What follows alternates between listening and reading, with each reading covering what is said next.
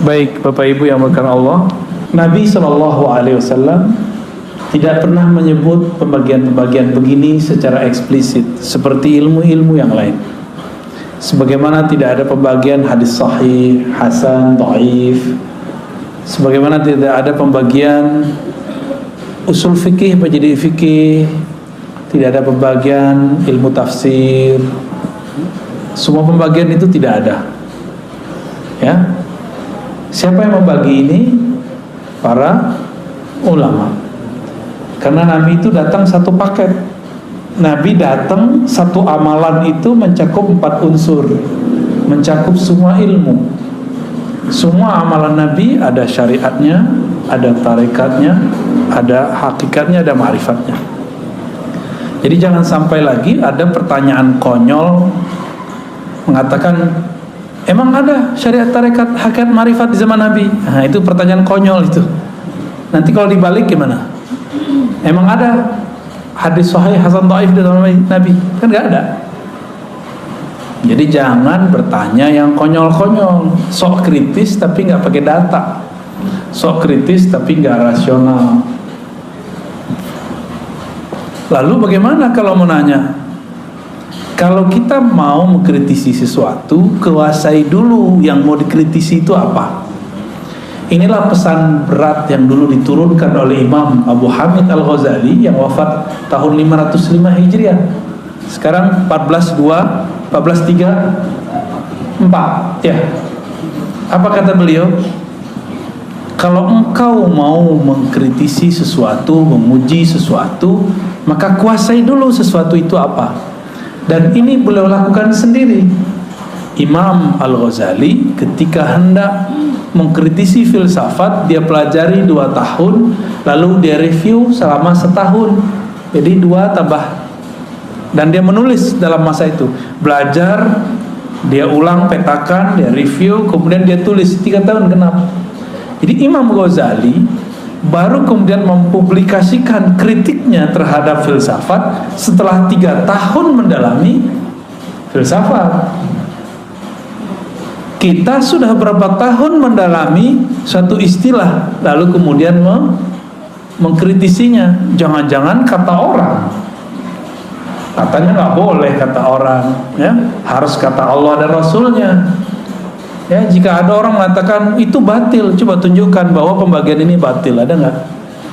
Kan nggak ada. Syariat itu ada di Quran istilahnya, syir'atan wa minhaja. Itu ada di Quran ya. Syariah itu ada di surah Al-Ahqaf. Apa arti syariat? Syariat itu artinya yang syariat itu jalan, syariah yang dijalani, bisa begitu ya. Bisa juga diartikan jalan itu sendiri. Jadi sebenarnya syariat dan tarekat itu artinya sama.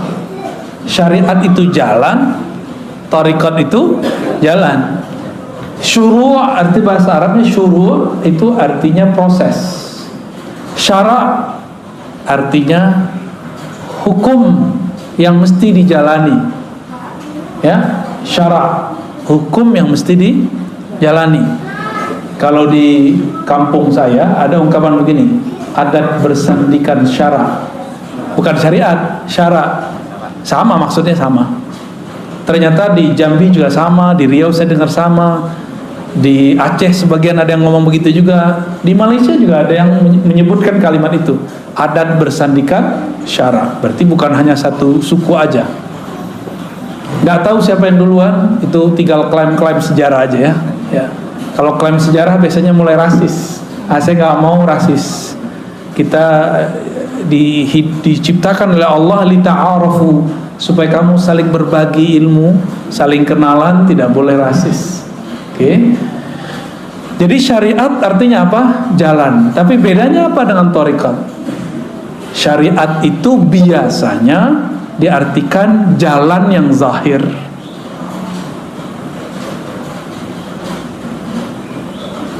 Kaedah-kaedahnya ada pada syariat. Nah, saya menerjemahkannya lebih eksplisit. Syariat itu adalah hukum-hukum Allah yang ditetapkan dengan dalil-dalil yang umum ataupun terperinci. Ya.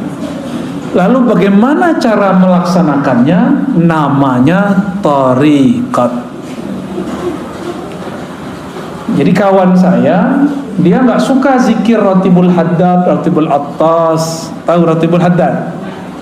Ya, tahu ya? Ratibul Attas tahu? Atos tahu nggak Atos?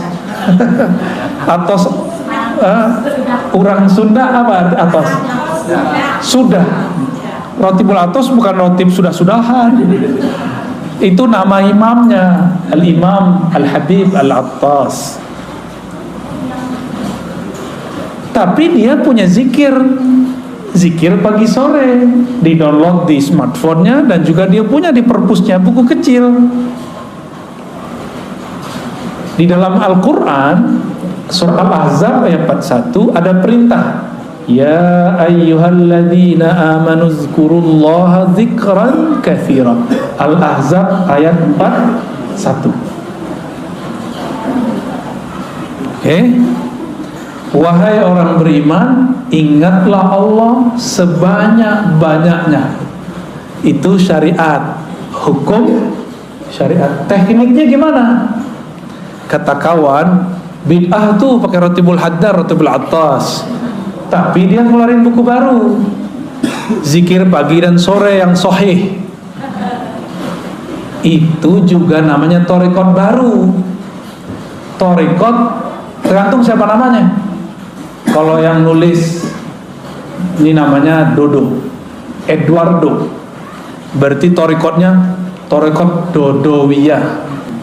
Dulu almarhum Haji Maksum misalnya punya wiridan yang dia kerjakan pagi dan sore, maka thariqat yang dia tinggalkan boleh disebut dengan Al-Maksumiyah.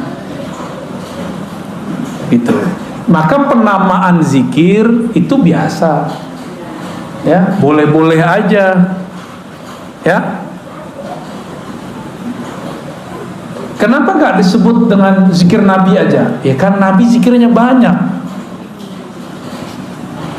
Saya punya kitab zikir Nabi hampir 10 yang pakai ilmu hadis, dan kalau di luar ilmu hadis banyak, puluhan. Yang ilmu hadis saja pakai riwayat, itu udah pusing kita bacanya. Ini yang mana mau diamalkan duluan? Karena kita bingung, banyak dalil zaman dulu.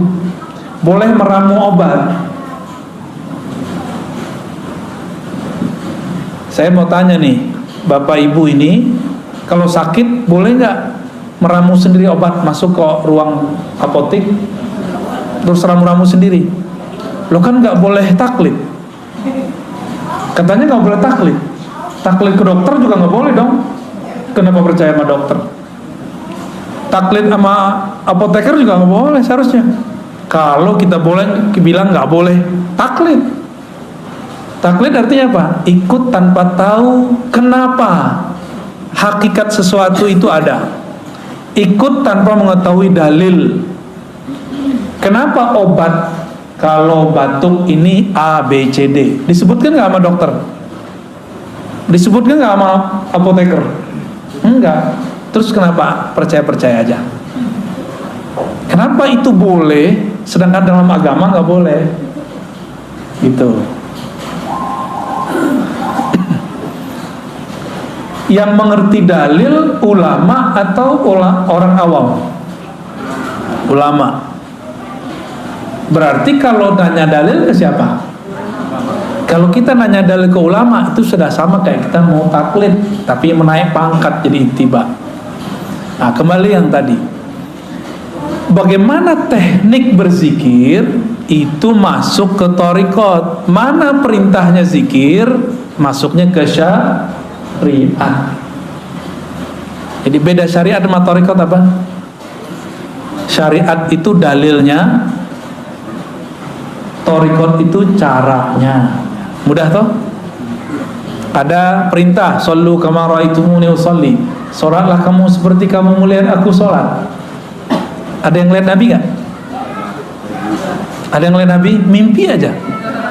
Mimpi aja nggak jelas ya. Kalaupun mimpi bukan Nabi lagi sholat kan.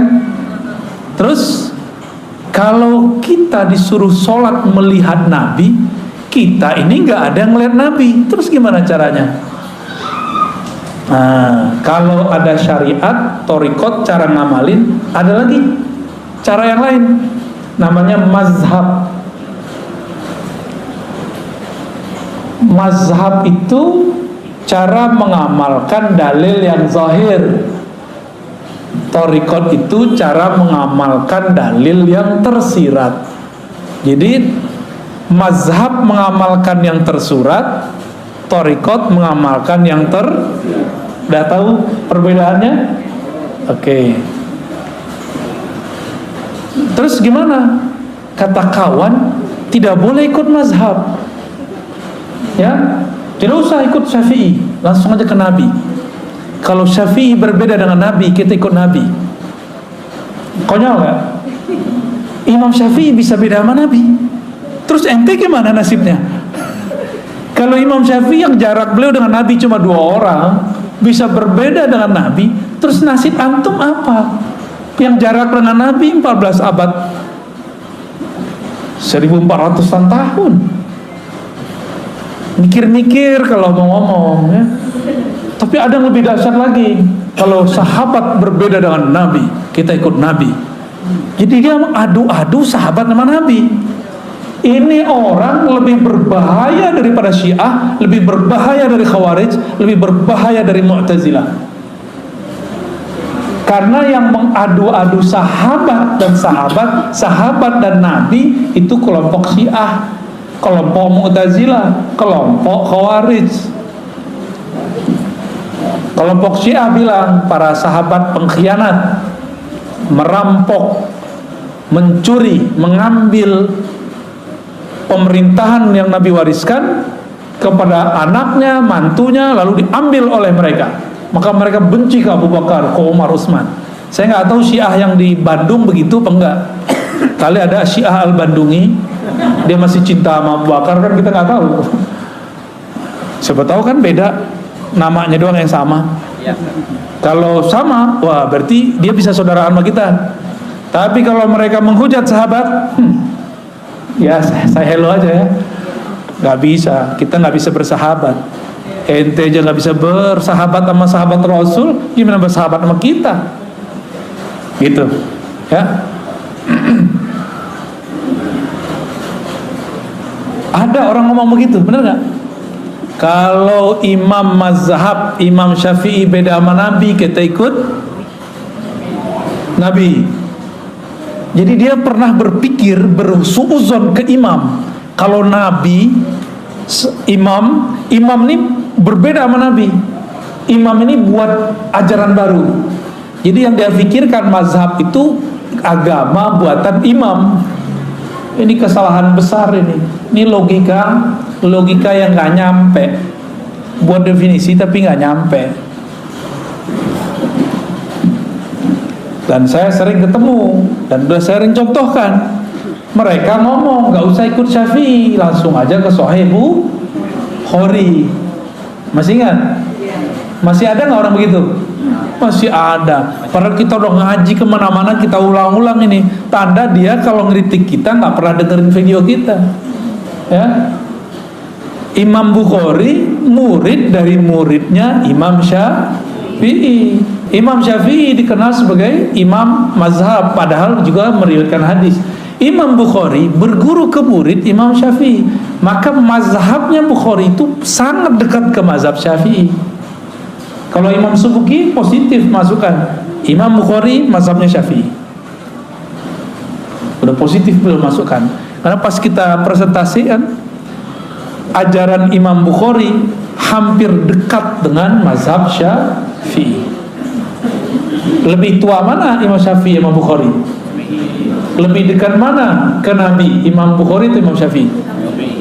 Jadi kalau kita ikut salaf, lebih orisinal mana, ikut Syafi'i atau Bukhari? Tuh, itu namanya mazhab. Mazhab ini berkembang, tapi di samping kirinya ada thariqat juga berkembang. Dulu ada namanya Imam Hasan Al-Basri. Imam Hasan Al-Basri punya murid namanya Habib Al-Ujaimi. Ada muridnya Daud At-Tai. Daud At-Tai punya murid Ma'ruf Al-Kharqi, Sarri Sabti. Lalu Imam Junaid Al-Baghdadi. Maka dulu disebut Thariqat Junaidiyah. Apa nama thariqatnya? Junaidiyah. Tapi thariqatnya lebur, banyak cabangnya. Cabangnya ada thariqat Naqsyabandi, ada Qadiriyah, ada Khalwatiyah, ada Suhrawardiyah, ada macam-macam nama thariqat pecahan daripada Imam Junaid. Dalam pecahan itu, kita ambil dua sampel, thariqat Naqsyabandiyah dan thariqat Qadiriyah. Nabi berbicara dalam syariatnya, afdalul dzikri la ilaha illallah. Dalam surat Muhammad, fa'lam annahu la ilaha illallah. Ayat ini syariat nih. Fa'lam annahu la ilaha illallah. Surat Muhammad ayat 19. Ada dalil dari hadis, afdalul dzikri la ilaha illallah. Zikir yang paling nikmat, paling lezat, paling afdal, paling bermutu, paling jitu, itu adalah la ilaha illallah. Terus caranya gimana? Coba antum baca la ilaha illallah. Biasa aja kan? Coba baca la ilaha illallah. Ada yang tahu, itu ketahuan tuh kalau sudah berarti udah ngambil thariqat udah tuh. Tapi kalau la ilaha illallah itu belum tuh. Saya tahu dari suara aja kita ngerti. Apalagi kadang-kadang kalau sudah dihentakkan ke dalam kolbu ini kan bercahaya kalau disebut nama Allah. Itu terasa tuh cahayanya, gitu. Dan memancar di wajah. Ada wajah keasikan. Karena afdhalu zikri, zikir paling enak, paling nikmat la ilaha illallah. Karedok kalau cara buatnya ditonton di YouTube, buat sendiri, beda gak dengan mak-mak kita yang dulu buat? Beda. Kenapa beda? Bikin sama mama suka enak aja. Suka enak aja. Thariqatnya, tekniknya. Maka thariqah itu teknik. Beda warung, beda rasa, bener. Bahan sama. Bahannya apa aja? Kucing. Kalau saya makan keredok saya nggak nanya. Yang penting enak, gitu. Teh yang penting buatnya enak. Tipe-tipe murid begitu. Ada murid mau tinggal jadi aja. Udah Pak Kiai, Pak Ustadz, ajengan, ajarin zikir. Udah pusing. Tapi kalau sang guru tahu la ilaha nafi illallah isbat, diambil dari pusar, dibawa ke gitu caranya. Itu cara ngaduk kalimah dalam kolbu. Ya, kalau salah aduk jadi nggak tuh barang? Nggak jadi. Kelebihan gosong, kurang nggak mateng, nggak enak. Sama. Jadi kalau kita nih zikir, coba sendiri hasil lihat YouTube. Ya beda kalau ketemu. Ya beda. Zikir depan guru nikmat. Karena disuapin sama beliau. Cobain di rumah. Tekniknya udah dikasih nih. Istighfar, tawasul, apalagi. Oh semuanya lengkap nih. Nih bahannya kamu cobain sendiri di rumah. Kita cobain. Kok ambar ya? Kenapa? Karena kita belum terlatih. Sang guru napas dia udah begitu. Ya. Saya kan orang Padang. Itu suka mengamati rasa rendang. Sama-sama resto A, tapi beda tukang masak, kokinya beda rasa. Padahal mereknya sama. Ya, sama-sama rendang loh ya. padahal bahannya sama. Itu namanya thariqah. Beda cara adukannya, beda teknik membuatnya. Masukin daging ke dalam santan aja itu ada timingnya. Bener, emang begitu.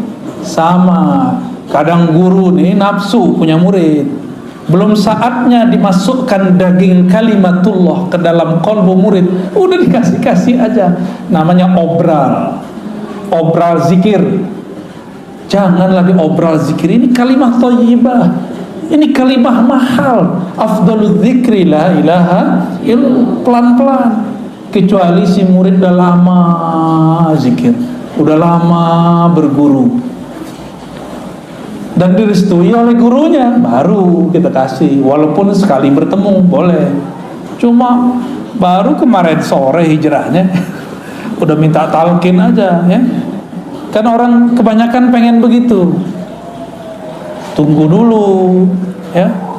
Mau makan, kita mau makan nih, piring kita kotor, diapain dulu? Langsung makan? Langsung masukin ke redok? Ya, ya, dicuci dulu, dilap dulu. Itu namanya taubat.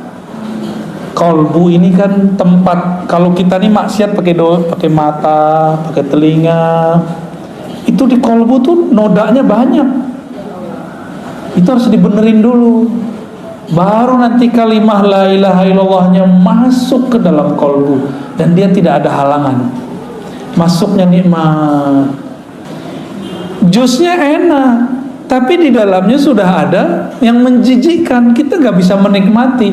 Inilah yang terjadi pada murid yang dia talqin zikir sebelum kolbunya dibersihkan. Pembersihan kolbu cukup istighfar dan taubat. Sederhana aja. Pengakuan kepada Allah, gak perlu kepada guru, ke Allah aja. Cukup Allah yang tahu masa lalu kita. Gak usah kita kemudian sampaikan kepada orang. Ya, semua kita ini kan punya masa lalu yang gelap. Bahkan mungkin ya pelangi-pelangi, kadang gelap, kadang terang gitu ya. Ya inilah kita, kira-kira begitu. Kita emang begitu, mau gimana lagi. Maka saya gak percaya ada orang suci 100% kecuali Nabi Muhammad SAW, kecuali para nabi. Gak percaya saya selain mereka. Kalau mereka emang maksumuna, dijaga oleh Allah. Kalau almarhum Haji Maksum namanya Al-Maksum, beliaunya gak maksum. Benar Pak Cepi? Pernah dimarahin gak Pak Cepi? Tuh, dokter aja bilang pernah marahin. Menurut pandangan Pak Cepi sebagai anak, ayah pernah salah gak? Pernah Pak tuh, namanya Al-Maksum benar. Maksud saya apa? Label-label A, B, C, D tidak akan merubah subjeknya. Kita bilang nih, inilah ajaran Rasulullah, inilah yang paling murni, ini langsung dari salafus soleh. Belum tentu, itu kan klaim aja. Inilah yang paling benar, inilah thariqah yang paling sahih. Kan klaim, iklan kecap. Ya, nomor 1 terus. Oke, itu baru thariqah tuh. Udah mulai paham? Sama-sama karedok, tapi beda teknik, beda koki, hasilnya beda. Sama-sama thariqat qadiriyah, tapi beda mursyid, beda guru, beda mentor, beda murabbi, beda hasilnya, beda enaknya. Dan jangan salahkan para salik, para penikmat ini, dia sedang memburu restoran ruhani, namanya Naqsyabandiyah. Siapa dulu kokinya? Siapa dulu pimpinan dapurnya? Siapa dulu pemiliknya? Ya. Apalagi sudah beda menu. Naqsyabandiyah menunya beda dengan Qadiriyah. Di Naqsyabandiyah zikir lembut dulu, baru zikir keras. Nggak ada keras juga sih, zikir bersuara aja. Di Qadiriyah zikir keras dulu, la ilaha illallah, gitu kan? Kalau di Naqsyabandiyah enggak, mata dipejam, lidah dikunci, Sebutlah selembut-lembut mungkin nama Allah. Kayak kita bermanja-manja kepada sang kekasih bernama Allah. Beda nggak? Beda, badan lemes-lemesin. Kalau di Thariqah Qadiriyah enggak, kalau perlu tangan dikepal. Dulu saya belajarnya begitu. Kepal tanganmu, ya. Tarik nafas, baca. Mulai dari zikirhu Allah, la ilaha illallah, Allahu, semuanya itu. Ada zikirhu aja, ada ahad-ahad aja. Betul-betul menghentak di dalam badan ini. Ada ilustrasi lain. Kita ini ada yang suka musiknya nge-rap, nge-rock, ada yang suka musiknya slow, bener. Ini wajahnya wajah apa nih? Nggak percaya. Yuk, sukanya apa? Jangan-jangan haram lagi. Sukanya hadroh. Hadroh itu udah separuh-separuh ngerok tuh, tang. Saya alirannya slow. Jadi kalau datang ke hadroh, saya request yang lembut dikit ya, gitu. Karena kalau denger duh. Dulu masih muda banget, seneng. Dulu Thariqah Qadiriyah, Thariqah Samaniyah yang saya pelajari, kita senang kalau zikir keras, apalagi kalau dikasih duk-duk Allah, la ilaha illallah. Waduh, nikmatnya bukan main. Kalau seminggu itu nggak ada zikir keras, kayaknya dunia ini hambar. Dulu begitu. Belakangan umur udah nambah, ya senangnya yang adem-adem, yang lembut-lembut, tapi tidak anti zikir keras. Memahami zikir keras ini beda gitu. Cari senangnya yang lembut-lembut. Datanglah Syekh Ahmad Khatib As-Sambasi yang hijrah ke Makkah. Dia belajar 2 thariqah, Naqsyabandiyah, Qadiriyah. Dia gabunglah satu paket. Zikir keras dulu, habis itu lembut. Ya boleh-boleh juga sih. Makanya kalau datang ke pusat-pusat tarekat di Bandung, di Tasik, di Garut, mau jalurnya yang manapun, kalau di Tasik kan sudah masyhur tuh, Abah Anom, Suryalaya, macam-macam. Di sini ternyata juga ada TKN tapi beda jalur. Metodenya sama, keras dulu baru lembut. Kenapa? Karena memang sudah satu menu. Ya, cuma kenapa? Yang ini enak, terkenal, yang itu tidak. Kenapa? Sama kayak rumah makan, yang ini terkenal, yang itu tidak. Padahal bukan rasa, menunya sama, rasanya beda. Jadi lidah ini nyari rasa. Kalau makanannya fisik, maka lidahnya lidah fisik. Kalau kolbu fisik atau non fisik, maka yang dia sedang cari menu-menu makanan non fisik. Oleh karena itu ulama kita mengatakan zikrullah qutul qulub. Zikrullah itu adalah nutrisi makanan kolbu, ya? Zikrullah makanan kolbu. Saya mau tanya, mau nggak tiap hari dikasih karedok teh? Bapak Ibu, mau nggak tiap hari dikasih apa biasanya? Nasi liwet. Mau nggak tiap hari dikasih nasi liwet? Enak juga. Lama-lama tensinya naik, kolesterolnya naik, lidahnya tiba-tiba jadi asin. Mau nggak tiap hari? Bosan. Oleh karena itu, kalbu ini juga ada kebosanan. Innallaha la yamallu hatta tamallu. Allah itu tidaklah akan bosan selama-lamanya sampai kamu bosan. Maka teknik la ilaha illallah pun ada macam-macamnya. Ada teknik A, ada teknik B, ada teknik C. Zikir keras itu tekniknya beda dengan lembut. Dalam keras itu juga ada beberapa teknik. Bosan. Inilah masalah thariqat. Ini masalah thariqat, ini saya sampaikan nih. Kok thariqat zikirnya 2 aja, la ilaha illallah sama Allah. Padahal zikir banyak. Berarti ada yang belum sempurna dalam thariqah itu. Kurikulumnya kurang lengkap. Ya, bakal bosan nanti kalau cuma zikir la ilaha illallah doang. Selama-lamanya zikir keras mulu, bosan. Maka harus ada zikir lain. Ada zikir subhanallah, ada alhamdulillah, ada Allahu akbar, ada la haula wala quwwata illa billah, ada hasbunallah wa ni'mal wakil. Ada suluknya masing-masing. Ada suluk subhanallah, ada suluk alhamdulillah, ada suluk la Allahu akbar, la haula wala. Semuanya ada suluknya. Dan semua itu turunan dari amalan para nabi atau para malaikat di langit. Hasbunallah zikir siapa? Nabi siapa yang waktu itu dibakar siapa? La ilaha illallah biasa. La ilaha illa anta, siapa yang zikir begitu? Nabi yang dilempar ke perut ikan, Yunus. Maka la ilaha illa anta itu namanya suluk Yunusiyah, tarekat Nabi Yunus. Ada tekniknya. Kalau belum nyampe ke teknik itu, nggak akan ada rasa baca la ilaha illa anta. Gitu, ya. Ada tekniknya semua.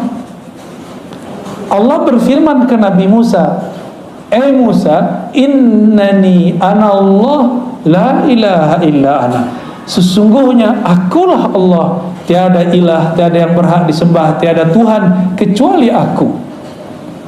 La ilaha illa ana. Oh, ternyata ahli zikir tertentu, dia kalau baca la ilaha Allah, dalam batin dia yang bunyi la ilaha illa ana. Seakan-akan Allah berkalam, lidahnya baca la ilaha illallah, la ilaha illallah, tapi di batinnya seakan-akan Allah bicara seperti kepada Nabi Adam. Itu semua nggak bisa dibuat-buat. Itu semua ada kurikulumnya, ada tekniknya. Kalau seorang mursyid belum mendapatkan tekniknya, dia pun haram mengajarkannya. Dia harus belajar lagi ke mursyid yang lebih tinggi. Di atas mursyid ada mursyid, di atas dokter ada dokter spesialis. Ya, begitu terus. Ada tahapan-tahapannya. Ini kita baru ngomongin thariqah. Teman saya psikolog itu kalau mau terapi orang nggak langsung terapi. Ada namanya conditioning. Benar? Dikondisin dulu nih orang, baru berhasil. Sama kalau kita mau mengajarkan zikir atau mau belajar zikir, kondisikan dulu pikiran. Walaupun banyak masalah, minimal pas belajar masalahnya ditaruh dulu, gitu ya. Jangan dibawa masalahnya dalam belajar, nanti gak fokus. Oke? Itu thariqah. Jadi thariqah terjemahannya apa? Jalan atau teknik mengamalkan dalil yang tersirat. Kalau fikih mazhab, teknik cara mengamalkan dalil yang apa kata dalil tersurat? Jika kamu hendak sholat, maka takbirlah, angkatlah tanganmu. Kita takbir, Allahu Akbar. Rasanya ada nggak? Kalau tidak belajar thariqah, rasanya hambar. Gitu. Ya hambar aja. Apalagi orang yang belajar sholatnya lewat buku atau YouTube, lewat video, ya salam. Nabi bilang, sholatlah engkau seperti engkau melihatku. Kita nggak lihat Nabi, maka kita harus cari orang yang ketemu Nabi. Siapa yang ketemu Nabi? Ada nggak? Ya udah, cari guru yang ketemu Nabi. Kita datanglah ke guru yang ngajarin sholat. Kita tanya, antum ketemu Nabi nggak Pak Kiai? Pasti dia bilang tidak, paling mimpi doang. Terus tahu dari mana sholat? Saya punya guru. Gurunya kita tanya lagi terus sampai ke sahabat Nabi. Jadi jarak kita sama Nabi udah 14 abad. Berarti caranya sudah mungkin ada tambahan, ada pengurangan. Supaya tidak ada tambahan dan pengurangan, wajib lewat mazhab, supaya nanti kita nggak salah kira. Kita kira orang berbeda sama kita menambah atau mengurangkan. Jadi kenapa ada kelompok sekarang suka nyala-nyalain ibadah kita? Karena dia belajar fikih bukan lewat mazhab. Mereka anti mazhab. Maka di luar mereka bid'ahkan. Gitu. Ya, bahaya nggak tuh? Bahaya sekali. Jadi salah satu musibah di umat ini munculnya kelompok anti mazhab. Secara rohani, musibah bagi umat ini munculnya kelompok anti thariqat. Akhirnya zikir hambar semua. Dia baca zikir pagi sore tapi nggak ada efeknya dalam hidupnya. Dia sholat, ruku, sujud tapi tidak ada natijah rasa yang dia dapat setelah membaca. Kata orang-orang ini, sholat nih, mohon maaf kalau jidatnya ada hitam ya. Jidat hitam itu boleh-boleh aja. Cuma bukan itu yang dimaksud. Simahum fi wujuhim min athari sujud. Ada tanda bekas sujud di jidat mereka, di wajah mereka, wujuhihim, karena bekas sujud. Saya udah putar-putar nyari riwayat, adakah jidat Nabi itu hitam, nggak ketemu. Meskipun berjidat hitam boleh, nggak ada masalah kan, emang mungkin kulitnya agak sensitif, orangnya juga sensitif, lengkap sudah. Terus apa yang dimaksud tanda sujud? Tanda sujud saya sering sebutkan, orang sujud kepalanya di mana? Di bawah apa? Di bawah tempat paling kotor di alam semesta. Nih, tempat buang air kecil. Ya walaupun bajunya bagus, walaupun bedaknya masya Allah, bajunya oke, tapi bagian situ bau nggak? Nggak enak kayak ngomongin begitu ya. Tapi emang itu bau, udah selesai. Sekarang ditaruh di bawahnya. Gimana? Maka yang disebut athar sujud, bekas sujud adalah hilangnya kesombongan seorang hamba. Itu baru disebut bekas sujud. Jadi siapakah yang sujud kepada Allah?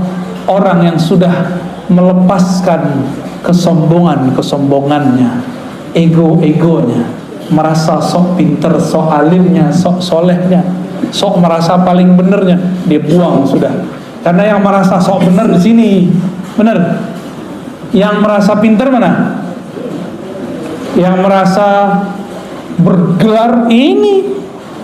Yang merasa manhajnya, mazhabnya paling bagus, thariqatnya paling keren ini. Kalau ini nggak mungkin. Ini maka ditaruh di bawah. Jadi asar sujud adalah kerendahan hati.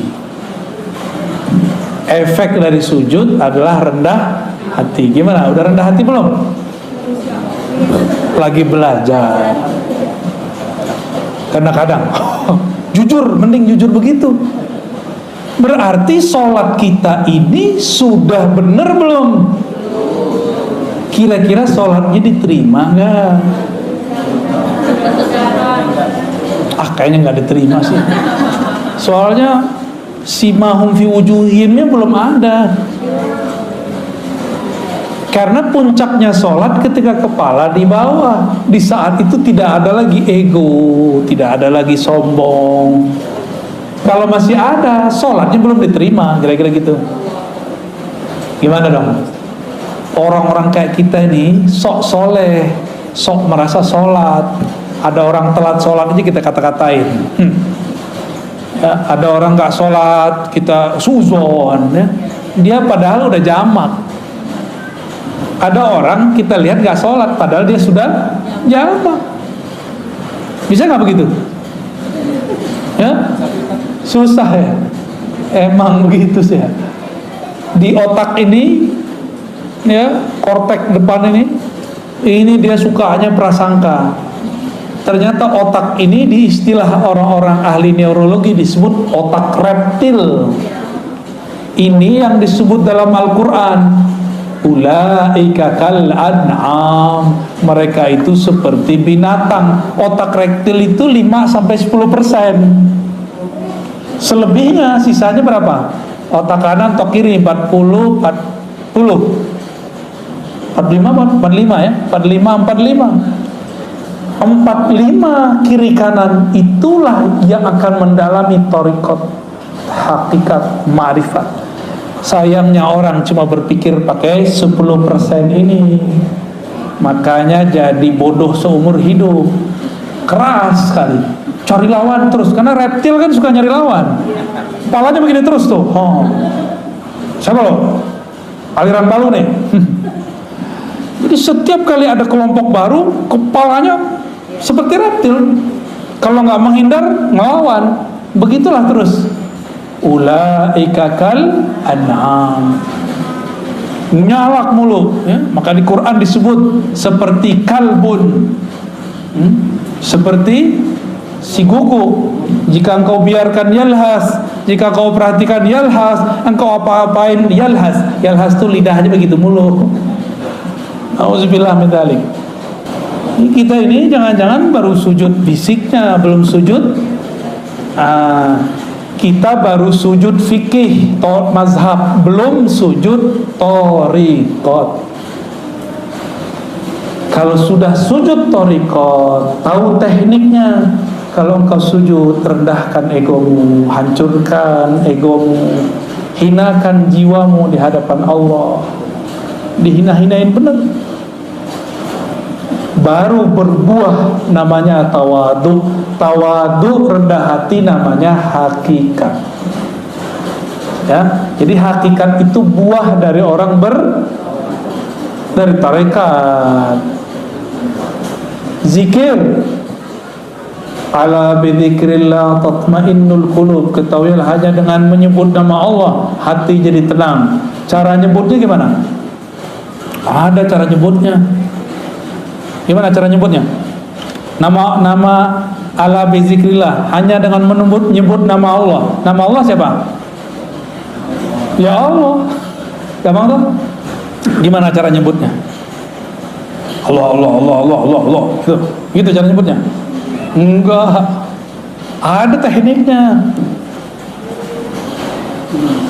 Ya. Itu yang mahal.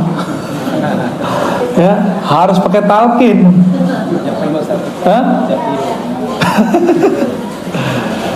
Harus pakai talqin, mahal itu. Maka barang begini nggak boleh diobral, haram hukumnya diobral.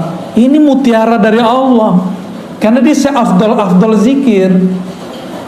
Kalau diobral, orang nggak menghormati barang ini, nanti dapat dibuang. Itulah yang terjadi pada banyak murid.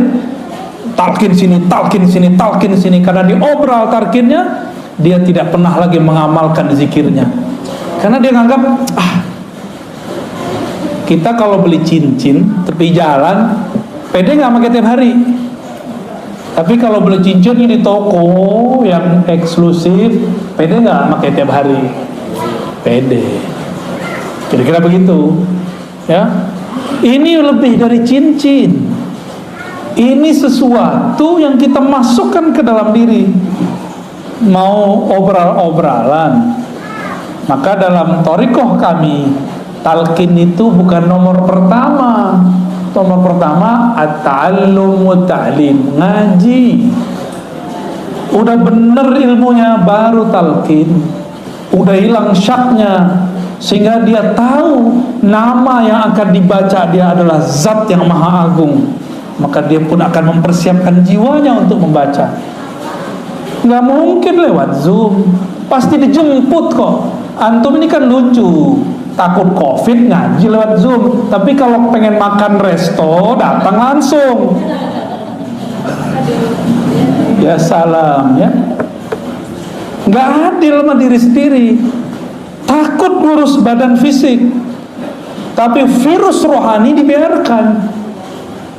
Sampai mati begitu aja lah ya. Basahin aja terus. Nggak ada perkembangan dalam batin kita. Nggak adil. Innallaha yuhibbul muqsitin. Allah senang sama orang yang adil, yang proporsional, jelas. Giliran mau ngaji dempet-dempet dikit takut. Nggak percaya kalau pas ngaji ada rahmat turun. Ada malaikat rahmat. Itu di antara antum banyak sekali malaikat rahmat. Itu sampai ke atas sana. Gak ada virus berani masuk. Masuknya paling pas masuk mall tuh, ya, yang disalahin pengajian sama masjid. Malaikat itu kalau ada orang duduk di tempat zikirnya lalu doa, Allah marhamhu, ya Allah rahmati dia, selamatkan dia, jagalah dia. Malaikat kalau doa mustajab nggak? Dia nggak pernah dosa, ya?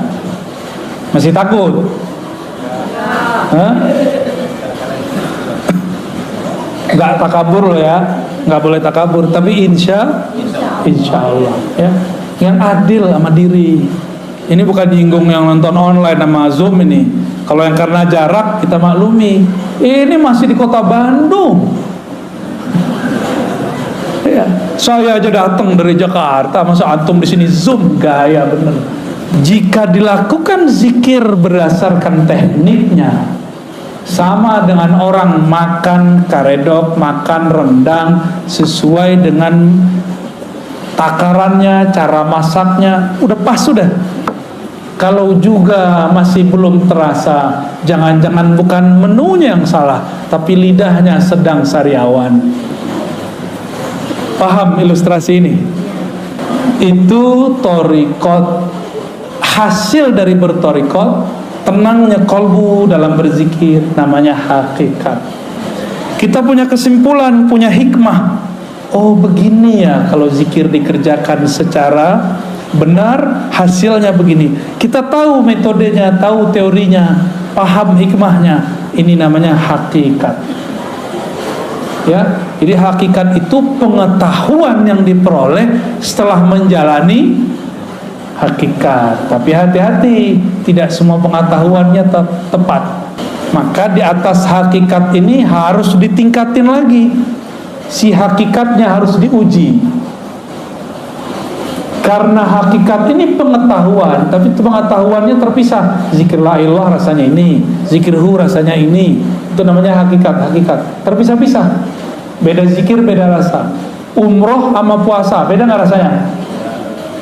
Keasikan umroh haji berbeda dengan keasikan tahajud. Benar? Pilih mana? Sama-sama pegel loh kaki, tahajud. Sama-sama tawaf. Kenapa orang lebih sering memilih umroh? Padahal mau ketemu Allah di rumah juga bisa. Nggak mesti ke Ka'bah kali. Kenapa? Karena menu. Orang bosan satu menu. Rasa, ada rasa yang didapat di dalam umroh beda dengan rasa yang dapat dalam tahajud. Rasa ini menghasilkan pengetahuan. Pengetahuan inilah yang disebut ilmul yakin. Ilmu yakin. Paham? Kira-kira nama lainnya hakikat. Sehingga kita punya keyakinan, kalau aku baca ini, aku yakin begini. Itu orang udah punya hakikat. Maka orang yang sudah mengerti hakikat, jika ada orang bersyariat sholat 1000 rakaat, dia cukup 2 rakaat, itu udah sama. Kalau orang bersyariat belum mengerti ilmu yakin, dia sholatnya baru by pahala. Kalau ada pahala dia sholat, kalau nggak ada pahala dia nggak sholat. Kalau orang mengerti hakikat, dia sudah tahu bahwa sholat itu jangan harap pahala, tapi ada sesuatu di belakang itu. Inilah yang disebut oleh Nabi, orang alim tidur lebih ditakuti oleh setan daripada orang yang itu, maksudnya yang punya ilmu hakikat. Kalau ilmu yang zahir-zahir mah biasa.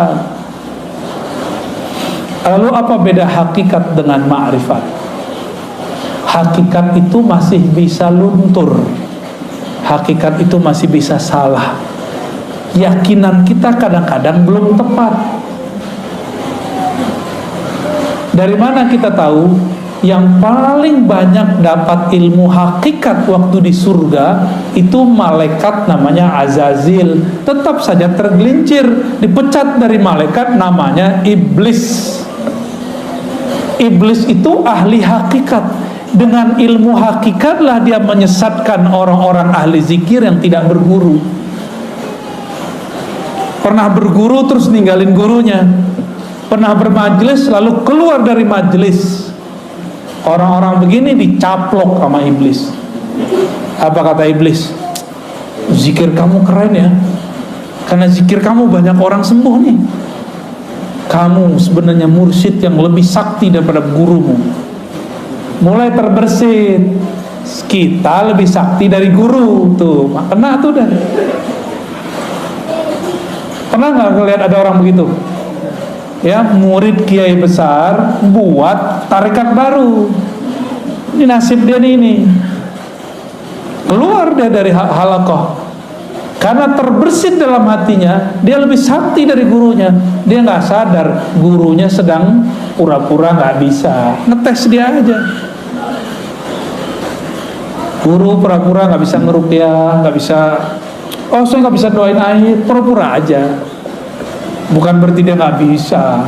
Dia nguji antum itu, ngerasa sakti nggak melebihi guru. Banyak yang terpedaya di situ. Apalagi urusannya udah ketemu pulus, ya. Apalagi urusannya udah ketemu pengikut. Orang merasa pengikut itu aset dia. Waduh, gawat. Banyak orang tergelincir pada bab ini. Banyak sekali. Oleh karena itu, orang sudah bertarekat dapat hakikat masih bisa tergelincir. Contohnya Barsisah. Contohnya Musailamah Al-Kazzab.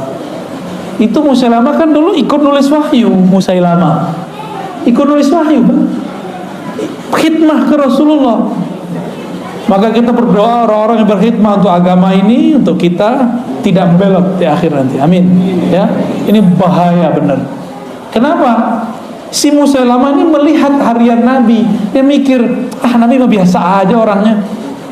Kita begini, dia begini. Kita begitu, dia begitu. Akhirnya dalam pikiran apa? Nabi ini orang biasa kayak. Kejadianlah sekali, ada pun nulis wahyu selain Musailamah. Nabi turun ayat kepada Nabi. Tapi Nabi gak bacakan semua. Nabi masih tertegun, keasikan membaca ayat. Si penulis wahyu ini diizinkan Allah terbuka tarbir rohaninya. Dia dengar Jibril baca ayat. Surat Al-Mu'minun itu tentang penciptaan alam, penciptaan tubuh kita. Fatabarakallahu ahsanul khaliqin. Dengar dia. Terus dia konfirmasi ke Nabi, ya Rasulullah, lanjutan ayatnya ini bukan? Saya barusan dengar ada Jibril baca. Kata Nabi, benar. Dalam hati terbersit sama dia, gini doang ilmu guru gua. Gini doang makomnya Rasul, saya juga bisa. Maka orang ini jadi nabi palsu. Kalau murid jadi mursyid palsu, buat tarekat palsu, karena dia merasa dia bisa mengakses apa yang diakses gurunya. Dia kira gurunya cetek, ya. Ini sering terjadi di semua halaqah, di semua thariqah, ya. Maka untuk selamat hanya satu bab, harus masuk pintu ma'rifatullah. Apa itu ma'rifatullah? Disebut ma'rifatul Muhammadiyah, mengenal hakikat Nabi Muhammad sallallahu alaihi. Dalilnya apa? Qul in kuntum tuhibbunallaha fattabi'uni. Katakan jika engkau cinta Allah maka ikuti aku sang Muhammad. Maka dia harus ikut ma'rifat Nabi Muhammad sallallahu alaihi wasallam. Nabi ketika sholatnya banyak, beliau gak bilang supaya kalian selamat. Nabi bilang, aku ingin bersyukur kepada Allah. Nabi ketika dapat wahyu gak bilang, gua doang yang bisa dengar, lo gak gitu. Kalian gak bisa. Gak ada Nabi kesombongan begitu, gak ada. Nabi selalu merendahkan hatinya di hadapan Allah dan para sahabatnya. Yang dimaksud al-haqiqah al-Muhammadiyah, itulah kemurnian akhlak Nabi Muhammad sallallahu alaihi wasallam, yang berakhlak dalam hakikatnya, dalam bertorikotnya, dalam bersyariatnya. Itulah yang dapat ma'rifat. Dan tidak sedikit kita dengar ada orang ketemu orang, semakin tinggi teori ma'rifatnya semakin sombong. Apa itu?